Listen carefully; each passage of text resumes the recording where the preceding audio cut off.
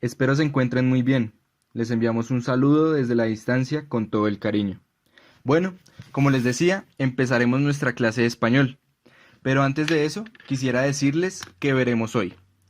Los temas de esta clase son el texto informativo, qué es un párrafo y tipos de párrafos. Además de eso, también quisiera mencionarles cuáles son los objetivos de esta clase. El primero, que ustedes tengan claro qué es un texto. El segundo, que se lleven una idea de qué es la información. Y combinando estas dos, que tengan la noción de un texto informativo. Además, también queremos que sepan la importancia de los párrafos para construir un texto. Pues bien, empecemos. Aunque bueno, antes de empezar, quisiera presentarles a Luz. Ella será la persona que nos acompañará y nos guiará en este proceso educativo. Y recuerden la frase de la clase de hoy. Yo creo que todavía no es demasiado tarde para construir una utopía que nos permita compartir la tierra. García Márquez. Empecemos preguntándonos qué es un texto. Para eso, quiero que vean la siguiente imagen. ¿Qué ven ahí? Son varias mochilas, ¿verdad? ¿Y qué tienen en común estas mochilas? Si se fijan, son varios tejidos que están hilados entre sí. Hay algunas que tienen un color azul, hay algunas que tienen formas cuadradas, otras circulares. Pues bien, a pesar de las diferencias entre todas, todas comparten que son varios tejidos entrelazados entre sí. Puede que en este momento se estén preguntando por qué hablo yo de esto, cuál es la razón. Pues bien, déjenme explicarles que la palabra texto viene del latín textus, del verbo texere, y significa tejer, trenzar, entrelazar. Así que como estas mochilas, un texto también es un tejido, pero es un tejido de oraciones. Recordemos que es una oración. Una oración es un conjunto de palabras que expresa y comunica una idea. Así que un texto es un conjunto de estas oraciones y de las relaciones que hay entre ellas para expresar una idea completa. Este conjunto de oraciones se llama párrafo y al conjunto de párrafos le llamaremos texto. Así que, haciendo la analogía con las mochilas, vemos cómo pequeños hilos se van uniendo, después otros se les van sumando y así vamos creando una mochila. De la misma manera el texto. Son pequeñas oraciones que en conjunto forman un párrafo y cuando se junta con otros párrafos, damos toda la estructura al texto. A lo anterior, hay que añadir que todo texto tiene una intención comunicativa y una función social, ya que siempre escribimos para otros, para expresar y comunicar nuestras ideas, nuestras emociones o nuestros pensamientos. En el caso particular de nuestra clase de hoy, veremos de qué se trata un texto informativo. Pero para eso, quisiera que pensáramos y nos preguntáramos en este momento, ¿qué es la información? ¿Cómo podemos definir la información? Para responder la pregunta sobre qué es la información, quisiera primero decirles que el lenguaje tiene varias funciones. Una de ellas es expresar nuestras emociones, decir cómo nos sentimos, si estamos alegres, tristes, enojados y demás. Otra función que tiene el lenguaje es hacer cosas en el mundo. ¿Qué quiere decir esto? Piensen, por ejemplo, cuando ustedes van a una tienda y piden por medio de palabras que otra persona les dé lo que ustedes quieren. Ahí están haciendo una acción en el mundo por medio de sus palabras. Piensen también cuando han presenciado un matrimonio y cuando el sacerdote dice, yo los declaro a ustedes marido y mujer. En ese caso, el sacerdote está creando una acción y está creando un compromiso cuando dice, yo los declaro marido y mujer.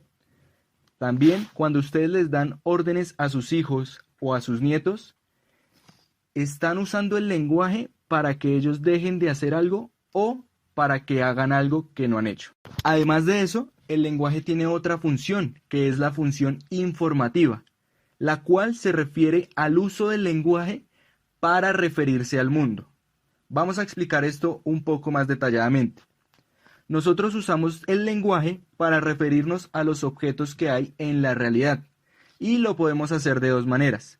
Una sobre la posición y otra sobre las cualidades de los objetos. Demos un ejemplo. Yo puedo decir, a la izquierda mía tengo un vaso. Ahí me estoy refiriendo a un objeto del mundo y me estoy refiriendo según su posición. O también yo puedo decir, la silla en la que estoy sentado es café. Ahí me estoy refiriendo a una cualidad o una característica de ese objeto del mundo. Y cuando me estoy refiriendo a estos objetos, yo puedo decir algo que es verdad o que es mentira. Esto solo pasa en la función informativa del lenguaje, ya que yo le estoy diciendo a otra persona un hecho sobre el mundo y esa otra persona puede decir si eso es verdadero o falso. Para complementar lo anterior, quiero que veamos las siguientes imágenes. A la izquierda tenemos una pareja de personas, también tenemos una pareja de balones y tenemos una pareja de frutas. Y a la derecha tenemos el número 2. Si se dan cuenta, este número 2 se refiere tanto a las dos personas como a los dos balones como a las dos frutas. ¿Qué quiere decir esto?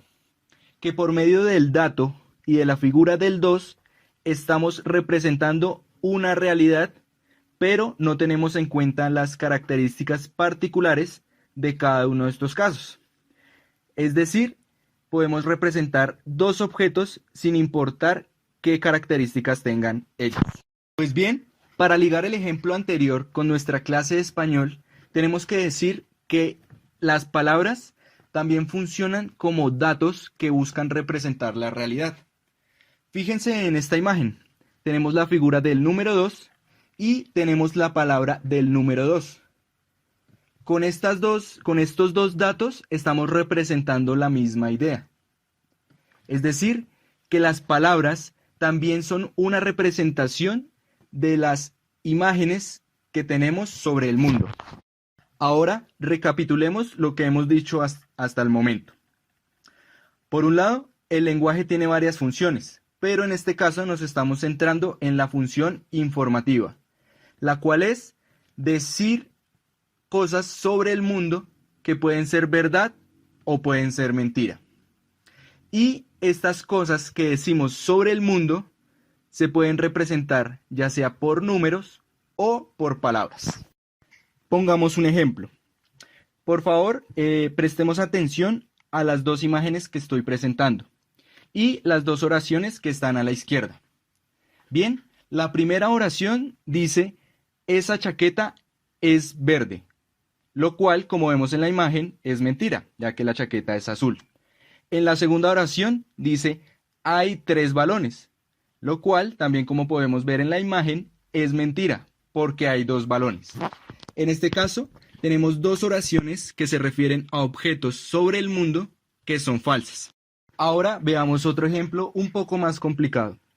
Este es el relato de Agustín Otero Navarro, una persona que vivió en las épocas del Bogotazo, el 9 de abril de 1948, cuando asesinaron a Gaitán.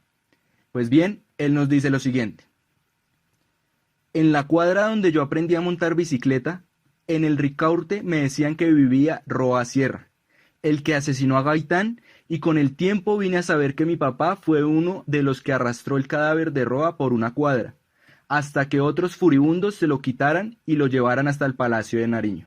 Pues bien, en este caso, el mensaje y las palabras que nos expresa el señor Agustín Otero nos están informando de una realidad que pasó hace mucho tiempo. Sin embargo, yo les pregunto a ustedes, ¿cómo sabemos que lo que dice el señor Agustín es verdad? ¿Cómo sabemos que en verdad fue el señor Roa Sierra quien asesinó a Gaitán? ¿Tenemos alguna forma de comprobarlo? En el ejemplo anterior era más sencillo descubrir que las oraciones que estaban ahí expresaban una mentira. Sin embargo, en las oraciones del relato del señor Agustín es más complicado saber si esto es verdad o es mentira, ya que este evento sucedió hace muchos años y nosotros no estuvimos presentes en él para comprobarlo con nuestros ojos. Así que como vemos, hay ocasiones en las que es muy difícil determinar si lo que estamos expresando con las palabras es verdad o es mentira. Tengamos muy presente lo anterior, ya que uno de los textos más conocidos como un texto informativo son las noticias, que vemos ya sea en su formato audiovisual por televisión o en su formato radial o de manera escrita en los periódicos que conocemos. Sin embargo, tenemos que estar muy conscientes de que esta información no siempre es verídica y tenemos que tener la responsabilidad de contrastar distintas fuentes para tratar de llevarnos una idea más objetiva sobre lo que están narrando en estas noticias. Claro lo anterior, recapitulemos lo que hemos dicho hasta ahora. Primero hablamos sobre qué es un texto y dijimos que es un tejido en el cual están entrelazadas distintas oraciones para expresar una idea, que estas oraciones, cuando hay un conjunto de ellas, forman un párrafo, y cuando hay un conjunto de párrafos, forman un texto. Después nos preguntamos por qué es la información, y dijimos que el lenguaje tiene una función en la cual se refiere al mundo, y este mensaje que da sobre el mundo puede ser verdadero o falso. Entonces es hora de empezar a hablar del texto informativo. Para eso, quiero que por favor observen las siguientes imágenes y se pregunten si ellas tienen algo en común. Veamos el siguiente cuadro. En este se nos muestra que un texto informativo da a conocer algún hecho, suceso o circunstancia de la realidad. Además, que su lenguaje es formal, ejemplar, preciso y busca ser siempre muy correcto. Como habíamos dicho, en este tipo de texto no interviene la emoción del emisor, es decir, de quien lo escribe, ya que busca ser lo más objetivo posible, tratar de describir de manera muy detallada y muy precisa algún suceso que ocurrió en la realidad. Además de esto, como ya lo vimos en varios ejemplos anteriores, el texto informativo se puede presentar de distintas maneras. La más común es la escrita. Sin embargo, también se puede presentar de manera visual, por ejemplo, en los noticieros o en los documentales, que son películas que buscan describir y relatar un hecho que ocurrió. También pueden presentarse de manera auditiva, como los programas radiales. Además de esto, el texto informativo, como todos los textos, se compone de párrafos. Es el momento de preguntarnos qué es un párrafo. Pues bien, un párrafo, como decíamos antes de manera general, es el conjunto de varias oraciones. Sin embargo, las oraciones que están agrupadas en un párrafo, cada una de ellas tiene una función. Hay una oración que es la introductoria y es la que nos contextualiza sobre lo que va a hablar el párrafo. Además, hay otra oración que la podemos llamar de tesis o temática, que es la oración que expone la idea principal del párrafo. Esta oración está acompañada por otras que buscan dar ejemplos o complementar esta idea principal. Y por último, tenemos la oración de conclusión o cierre, que es la que finaliza y da por terminado la idea que estamos trabajando en el párrafo. Cabe resaltar que cada una de estas oraciones están unidas por medio de conectores. Por último, y para terminar de redondear la idea de párrafo, quiero que prestemos atención a las siguientes dos imágenes. En un lado, a la izquierda, tenemos la imagen de un collage, la cual es una imagen que se compone de distintos cortes o fragmentos de otras imágenes, aunque a veces no de manera tan armoniosa. A la derecha, por el contrario, tenemos la imagen de un rompecabezas, la cual nos representa una figura armada de diversas y pequeñas partes. Así como las imágenes que les acabo de presentar, ocurre en los párrafos. Podemos tener párrafos con distintas oraciones que no tengan mucha relación entre sí, y puede ser un párrafo que al leerlo se siente un poco desorganizado, ya que no hay una buena unión entre las oraciones. O, por el contrario, como en la imagen del rompecabezas, podemos tener un párrafo que se compone de distintas oraciones, que son sus partes pequeñas, y todas ellas tienen o giran alrededor del mismo tema y conforman una imagen global mucho más clara. Claro lo anterior, ahora veamos los tipos de párrafo. Empecemos con el párrafo expositivo, el cual es aquel que brinda información sobre un determinado tema o suceso sin incluir comentarios personales u emociones. Estos párrafos transmiten información o el conocimiento sobre algo. Para comprender un poco mejor esto, veamos un ejemplo. Pero antes de eso, recuerden cuando en clase algunos profesores o profesoras les pedían a ustedes que expusieran un tema. En ese momento, ustedes tenían que pasar al frente del tablero y contarle a sus demás compañeros y compañeras información sobre el tema en cuestión. Con esto en mente, veamos el siguiente ejemplo. Luz, quien es el personaje que nos acompaña en este proceso educativo, nos muestra varios detalles sobre la luna. Si se fijan bien, son detalles que buscan ser muy precisos, da información muy concreta, para que una persona que no sepa nada sobre lo que es la luna y demás, se pueda llevar una idea.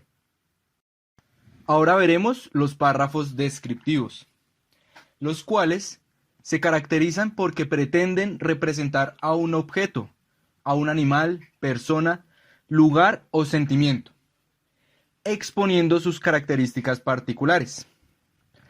¿Cuál es la diferencia de este tipo de párrafo con el párrafo expositivo? Que el párrafo expositivo se centra en un tema en general y da varias características para poder entender de mejor manera ese tema. En cambio, el párrafo descriptivo se concentra en algo muy concreto, como ya habíamos dicho, un objeto, animal, persona, lugar o sentimiento, para describirlo de la mejor manera, usando distintas características para dar una mejor imagen sobre ese objeto. Ahora veamos un ejemplo de párrafo descriptivo que nos presenta Luz. Para ello, primero, fíjense bien en los detalles que nos presenta la imagen. Concentrémonos un momento en ver aquellas particularidades de lo que estamos viendo ante nuestros ojos. Y prestemos atención a lo que nos va explicando nuestra compañera Luz. Por otro lado, también tenemos los párrafos de comparación o contraste, los cuales indican las semejanzas y diferencias entre dos o más objetos, situaciones, ideas o personas, comparándolos según cierto número de categorías. ¿A qué se refiere esto de comparar según cierto número de categorías? Pues que podemos comparar dos o más cosas, ya sea por su altura, su color, su forma y un sinfín de categorías más. El ejemplo que nos presenta nuestra compañera Luz es el de dos personas que conversan acerca de cuál es el mejor vehículo para adquirir. Veamos su conversación. Y por último tenemos el párrafo de encuadramiento, en el cual se ordenan las ideas ya sea con números, letras o algún otro símbolo que facilite la comprensión del lector. Este tipo de párrafos es muy común que se use cuando se escriben leyes o decretos. Por ejemplo, el decreto que realizó la alcaldesa Claudia López, en donde se dan las indicaciones sobre en qué momentos y qué personas pueden salir a la calle en esta época de pandemia. Bueno, queridos estudiantes, eso es todo por la clase del día de hoy. Ahora quisiera explicarles la actividad que ustedes verán en el taller. En una primera parte, lo que tienen que hacer es buscar en una revista o periódico un párrafo corto, ya sea de 2 o 3 renglones, uno medio de 3 o 5 renglones y uno largo de 5 o más renglones. Esa sería la primera parte de la actividad. En segunda medida, lo que tienen que hacer es que con los ejemplos que dimos en los tipos de párrafos y con los conceptos que dimos ahí, ustedes van a escribir en su cuaderno un párrafo descriptivo, un párrafo expositivo y un párrafo de comparación de 5 renglones cada uno, y que ojalá cada párrafo sea de un tema diferente. Bueno, queridos estudiantes, eso es todo por ahora. Recuerden que el profesor o profesora que tenían se contactará con ustedes para resolver sus dudas y retroalimentar todo este proceso pedagógico. Queremos expresarles que los extrañamos, pero que a pesar de la distancia estamos buscando maneras para seguir en contacto con ustedes. Recuerden, quédense en casa, cuídense y sigamos aprendiendo juntos.